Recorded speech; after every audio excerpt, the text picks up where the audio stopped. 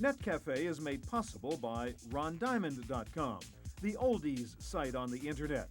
Music and memories from the 50s, 60s, and 70s, not just another jukebox.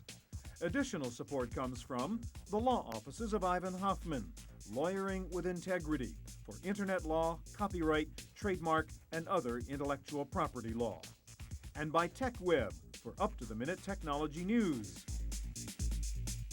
Hi, and welcome to the Net Cafe. We're here as usual at the Club I in San Francisco. This week looking at internet conspiracies. You know, there's a lot of good information on the web, but there's also a lot of bad information on the web. Some of it innocent, some of it misguided, some of it downright malicious. What we're going to do is show you several web information sites and let you decide what's fact and what's fiction. In fact, there are several good sites that deal specifically with internet conspiracies. One of them we're going to talk about right now, forconspiracytheories.com, part of a site called foranything.com, and Mark Langsfeld is a senior editor with that site. Let me ask you first of all about the foranything.com. I hadn't seen that before. What's the concept there? Well, really, ForAnything is about a whole new way of searching the internet. I mean, people use the search engines all the time, right? And they can give back thousands and thousands of results that are, typically poor, or in some cases that'd be okay, but it just takes too long to find what you're looking for online. So what we've done is basically aggregate 3,000 websites that start with the number 4 that make finding whatever you want on the internet easier than ever. For anything I'm looking for, I'm going to find it there. Absolutely. Like So conspiracy theories. ForShopping.com, ForNews.com, ForConspiracies.com. All right, so let's talk about your conspiracy site and go through sort of the top 10, the best sellers of conspiracy theories. I mean, JFK assassination is still like all over your site. All over. It's, there's more information about JFK Jr.'s and JFK's assassination all the time on the web. So people just haven't given up on the Lee Harvey Oswald and the Jack Rubies and all that. People have strong opinions online. I mean, Yeah. These are people who, can be anywhere in the world.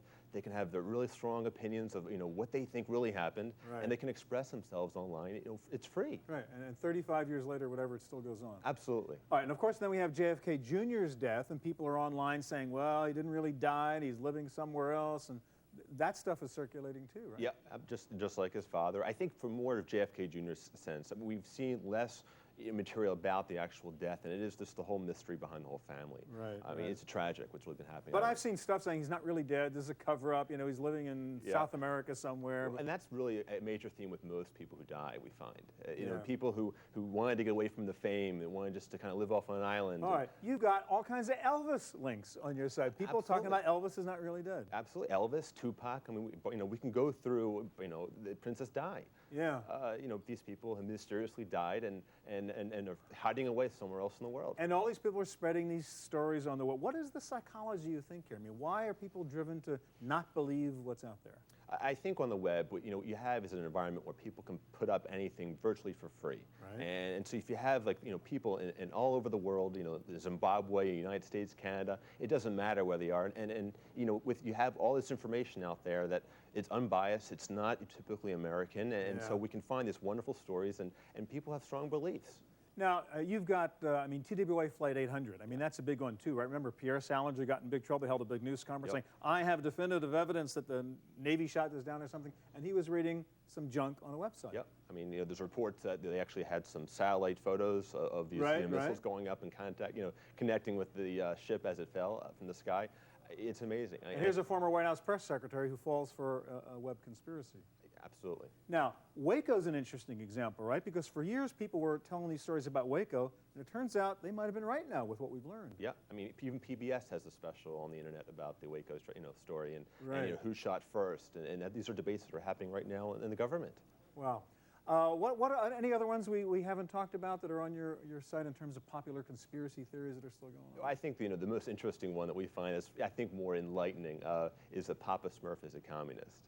This is one where someone who obviously has too much time on their hands thinks, really, the Smurfs, which is a series that ran in the 80s on Saturday mornings on network TV, it was basically a conspiracy by the Russian government that they were trying to instill, communist belief in Western society. Now, I mean, that's sort of one of the underlying themes through all of this, whether it's the UFOs or whether it's JFK, that the government doesn't tell us the truth, right? Yep. And there's like this big government conspiracy to hide important information from we average folks. Yeah, really, since I think over the last 40 years, you found the whole idea that government's big brother, they don't know whether or not what the government says, and I think many people today, probably a good percentage of them, don't know what to believe anymore. Well, you look at the FBI story on Waco, and people have a reason for that. Absolutely. Now, Absolutely. you've got the Clinton stuff, right? They're the people who believe that Vince Foster and Ron Brown, all these people were like killed by the Hillary Bill axis or whatever. It's a sensitive subject for us, but it's amazing that I think it's up to 40 or 50 right now. People supposedly killed by the Clinton people mafia. associated with Clinton over the years that have mysteriously passed away. All right, anything for anything.com is where to go. Yes. Thank you, Mark.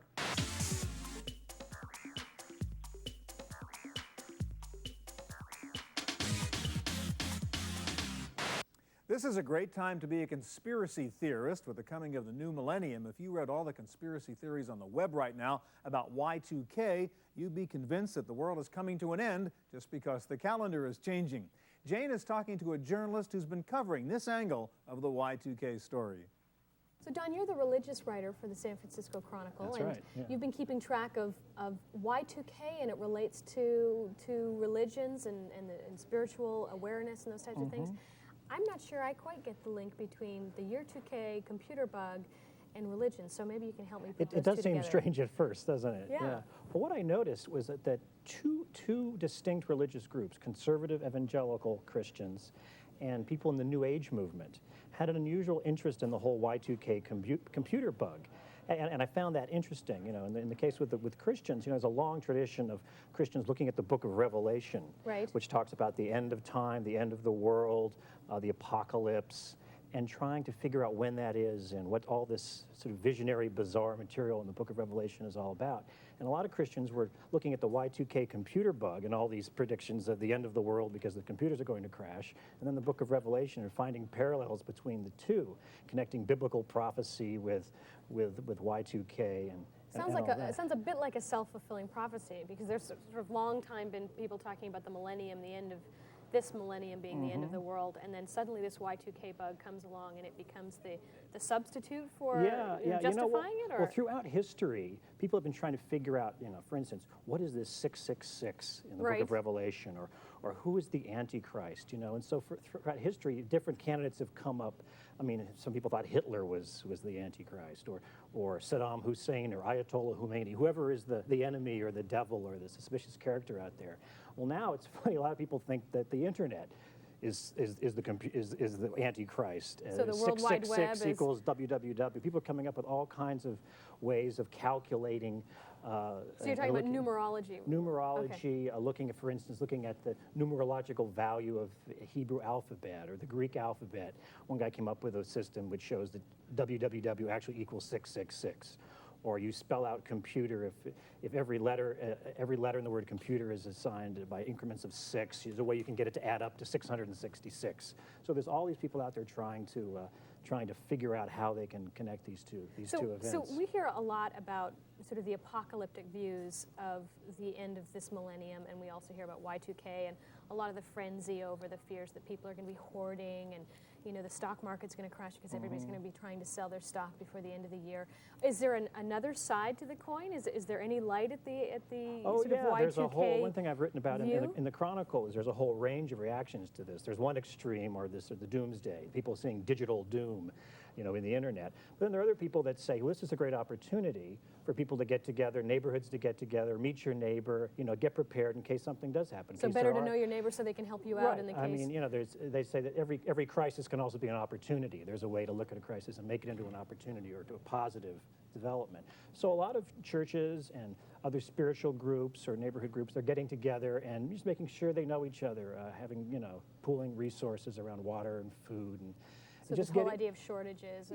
Just to know your neighbor and just to be ready for anything, whether it's an earthquake or a Y2K induced problem or there's a hurricane or anything. So there's this link between sort of Christianity far to the right and then sort of these New Age folks seeing sort of the other side of the Y2K phenomenon. Exactly. What about other religious groups? What about other parts of the What you think about these two groups, though, while they do seem different, you've got they're actually both invest a lot of meaning in the future, whether it's the New Age, which is the New Age, right? Something is going to come out of the rubble when society collapses. You get the same thing on the conservative Christian side. So they're all looking for something new. So while they're very different theologically or politically, they both they almost want a breakdown. They almost want chaos in a way for something else to emerge. But of course, then there's the vast middle, like you say. Roman Catholics, Protestants, mainline churches. I mean, for the most part, they're not all that interested in Y2K, but they are interested in the millennium because it's the 2000th anniversary of, Right. the birth of Christ. So there's a lot of interest around that, apart from computer fears and concerns. Now, they're sitting here on the desk here, and it says Y2K, Y2K, the yeah. digitones. What's this all about? Well, I was writing so much about, digital doom and the apocalypse that I just decided that we needed to lighten things up a little bit. We needed a little humor to make it through all the hype and fears of the millennium. So got together with some musicians, and we put out a parody song about all this, Y2YK by the Digitones. We formed our own label called Digital Doom Music. So can you And we've download got this off the internet? Of course, we've got a website. Before it all crashes, we wanted to make sure we got our website out there. So, And what's the website's address? It's www.y2ksong.net. Great. Well, when you're building your stockpiles, you should be listening to this song That's in right, the background. definitely. Thanks Have so a lot much, of Todd. batteries so you can listen to it after the power goes out. Great.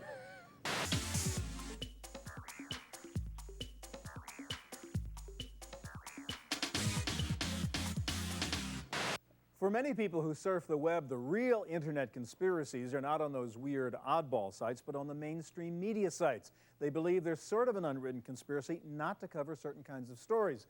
To counter that, there are lots of other websites, and two I'll give you for an example, disinfo.com and unamerican.com, and Srini Kumar works with both of them.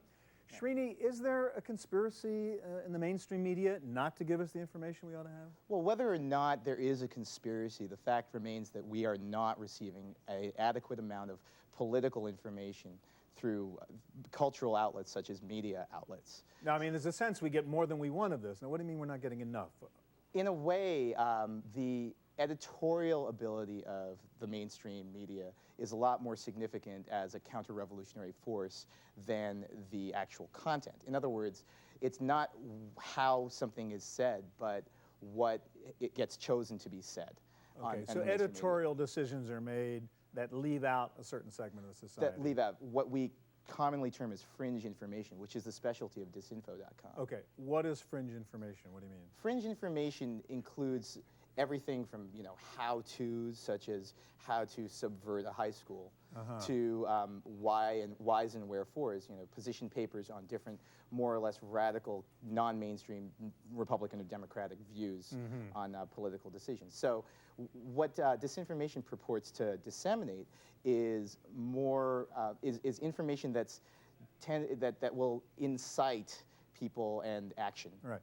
Now, it seems logical that mainstream media is not going to do that kind of stuff, because it's not really news, is it? I mean, it's sort of activism information. Absolutely. It is not, it's not my purpose in creating a conspiracy to destroy or denigrate what exists in the mainstream media. It is more an attempt to present optional information. Okay, so at disinfo.com, first of all, I take it you're not putting out disinformation, right? No, it's not. Why is it called that? It's called disinformation because it's necessary to market the truth. And in a sort of a Gen X, Gen Y cynicism, kind of culture, we've had to Call it the opposite. Go What's to bad the is opposite. good. Exactly. Right. It's a little Orwellian, isn't it? Okay. Now, let's go to unamerican.com, Okay. which is the site you founded. That's really a kind of revolutionary site. I mean, you go on there and you say, things are bad and we've got to change them. Yes. My purpose with Un-American is to make as much of a political impact as a guy in an apartment can.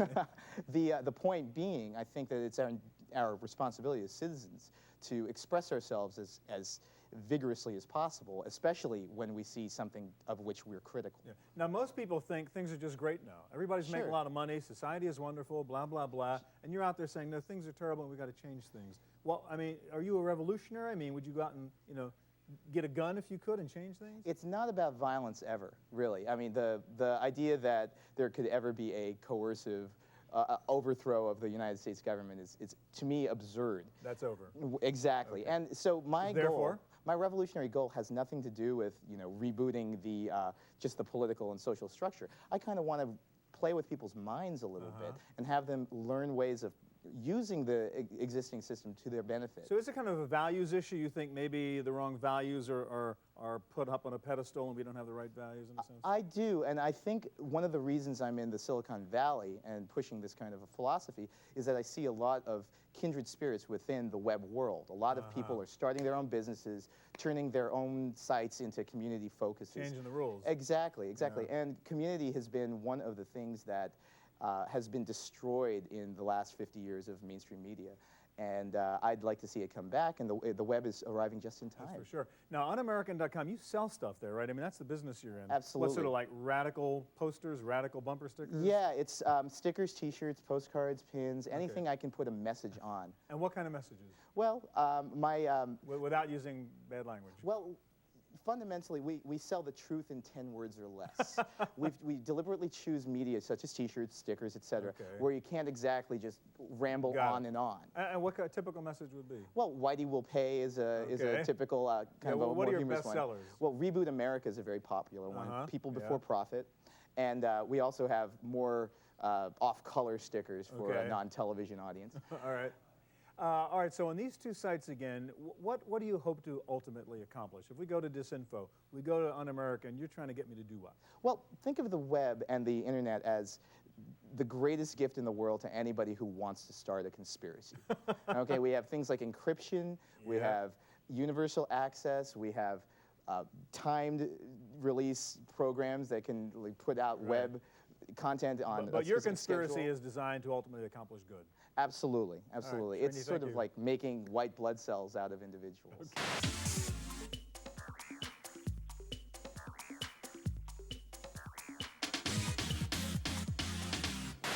Some of the false stories on the web are actually spread by pranksters who just want to have a lot of fun and use the power of the internet to do so. A lot of time these stories are called urban legends, and Jane is talking with a man who specializes in exposing urban legends. His name is David Emery. David, you're the folklore guide at About.com, and well, we're talking about urban legends, and I guess my first question is, how do you define an urban legend? Well, there's a lot of misinformation on the internet.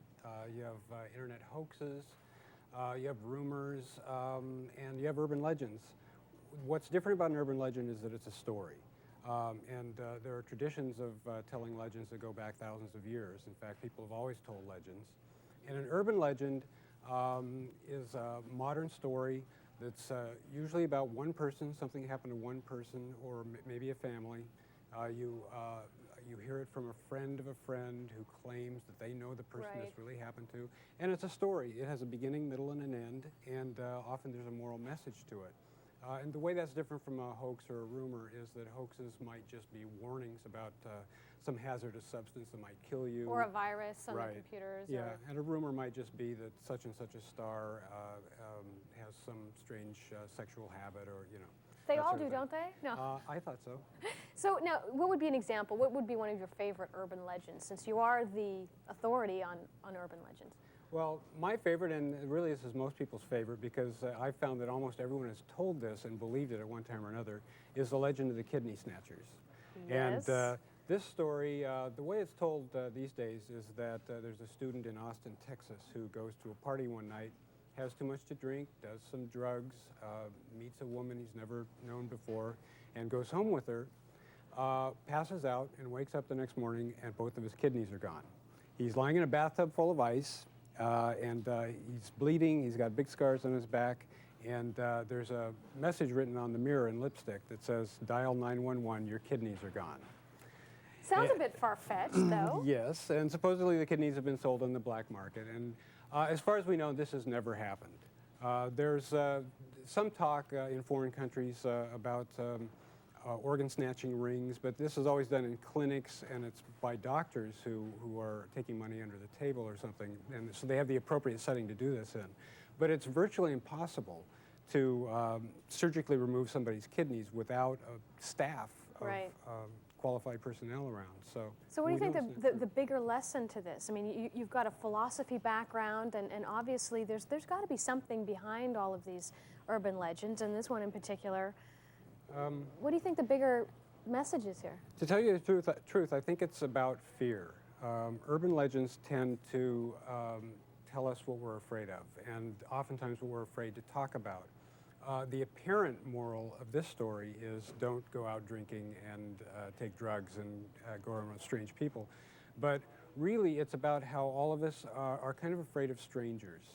And we don't really trust people we don't know. And often the story is told about travelers in a foreign country or a city they've never been in. So it's that, you know, urban legends express our deepest fears. Well, it's interesting because as I went to about.com and I went to a couple of the other, the other sites that talk about urban legends, I was reading down through a few of them, and I've told some of these stories and really believed that this really happened. I felt like a bit of a dodo, to be honest with you, but cow tipping, and what was the other one? The scuba diver that was dropped in the middle of the forest and he was burnt to death, and That's right. all of these things. So it's how does this happen that you buy right into it, and then you go to your site and it's all debunked and it's not real? Yeah, well, I must confess I've done it too. 10 years ago, I heard the kidney story, and I was telling everyone I knew because I believed it. I think human beings just love stories. And we kind of wish that life would unfold like a story. And our lives don't. I mean, you know how real life goes. Right. Especially there's no good ending.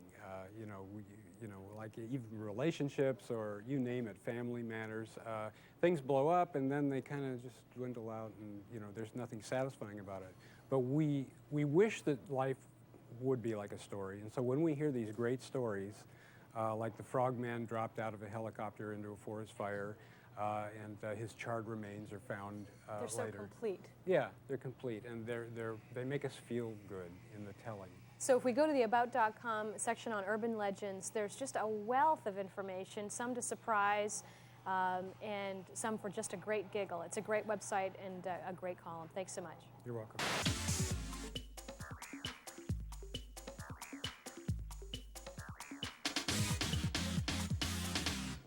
One of the real fertile areas for conspiracy theories on the web is this whole business of UFOs and aliens and alien abductions and Roswell autopsies, etc. But one of the more respectable sites that covers this territory is a site called thewordIstruth.org, put up there by Joe Firmage, a very interesting character. Joe wasn't able to make it here today, but we do have Michael Fitzgerald, who's an editor with ZD Newsnet, and you've covered the story and you've interviewed Joe, so we're just going to kind of pick your brain if we can here. First of all, tell us the story for people who don't know Joe's interesting background. Well, Joe Firmage has been actually in the computer business for quite a while. He started a software company called Sirius back in the early 80s, which he sold to Novell for a hefty sum of money. Eventually got into the web side of things, founding US Web, which merged with CKS. And then it sort of came out that, Joe believed in things like technology transfer from extraterrestrials, among other things, and so the company decided that, and he decided that maybe he should part ways with them, and so he's off running his own sort of venture capitalist, and that's kind of where we get to. Now let me ask you about Joe. This guy is obviously smart. He's a techie. He's made a lot of money. He's a good businessman. Is he a wacko, or is he a credible guy to tell these stories of having dinner with aliens? They could look at him as our generation's Copernicus in the future, for all I know. He's not a wacko. The extraterrestrial stuff, when you interview him face to face, he tends to, at least with me, he tended to couch that a little bit less emphatically than he has in some other interviews or in his book. But what he's really positing here is that, there could be people from outer space who have come down here and given us technology transfer. At various points, he's come out somewhat strongly against the idea, or somewhat in favor of the idea that the Roswell incident really happened. Right. But a lot of that's only a piece of what he's really trying to do with the word is truth. His let's talk about the website. site for a minute. So, thewordIstruth.org. I mean, it's a massive website. That's kind of a book online, right? Yeah. What's sort of the bottom line message on that site? Well, I mean, the bottom line message is that he believes we're in a period of evolutionary change, which is going to see us come to huge leaps in our understanding of the physical sciences, primarily through radical new physics, of our historical role, of where religion plays into our lives. So it's more than just technology. It's society. But he in the site, I mean, you mentioned it before. Just talk about this possibility of technology transfer from aliens, from other planets or something. What is that about? Well, what he's doing there is he's basically positing that this Joe had an event happen at some point in his life when he was a younger man. He claims he was in bed or something, and this alien showed up in the middle of the night and talked to him. And they talked to him, and one of the things they talked about was the possibility of space travel and how it could happen for him. So he believes that we're going to come to a whole new understanding of the laws of gravity, in part through things that we understand now, and in part through things like the transistor that he has argued in some places were given to us, or the ideas were given to the so-called inventors of these from extraterrestrial contacts that have been covered up. Now, there are a lot of folks out there who say, Joe is nuts, this is crazy, we haven't stolen the transistor from some alien. Right. How do you bring these two points of view together? They're both credible, smart people who have the opposite views. Well, Joe, yeah, I mean, what you do if you're looking at what Joe Firmage is saying is he really does try to couch this carefully and say that possibly this is a possibility. Okay. Maybe this is how it happened. How else would we come to these ideas on our own? And it just depends on where you sort of twist it from there and what kind of mood you catch. Briefly, let me just say about the web in general. I mean, this is fertile ground for rumors and conspiracy theories and so on. Does this sort of further people talking about crazy ideas, if you will? I think that you can argue that the internet clearly creates more information for people to get to of all sorts of things that are maybe out of the mainstream. Yeah. And I don't know that that's necessarily a bad thing. Yeah. If it furthers it and it creates some changes of the sort that didn't happen in the Middle Ages as rapidly as they could have, is that bad? Real quick, your personal beliefs? My you personal on Joe's beliefs? side? Am I on Joe's side? I doubt that we got technology from aliens. Okay. Whether there's extraterrestrial life, I haven't personally met it, but I wouldn't say it's information on the web about it. It's a big universe. Michael, thanks a lot. All right.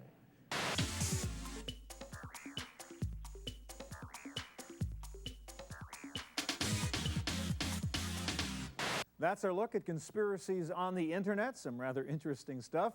Thanks to the folks here at Club I in San Francisco for letting us hang out again, and I hope we'll see you here next time at the Net Cafe. Net Cafe is made possible by RonDiamond.com, the oldies site on the internet. Music and memories from the 50s, 60s, and 70s, not just another jukebox. Additional support comes from the law offices of Ivan Hoffman, lawyering with integrity for internet law, copyright, trademark, and other intellectual property law. And by TechWeb for up-to-the-minute technology news. To purchase a videotape copy of today's program, call toll-free 1-888-310-7850. Please specify the show number and the topic.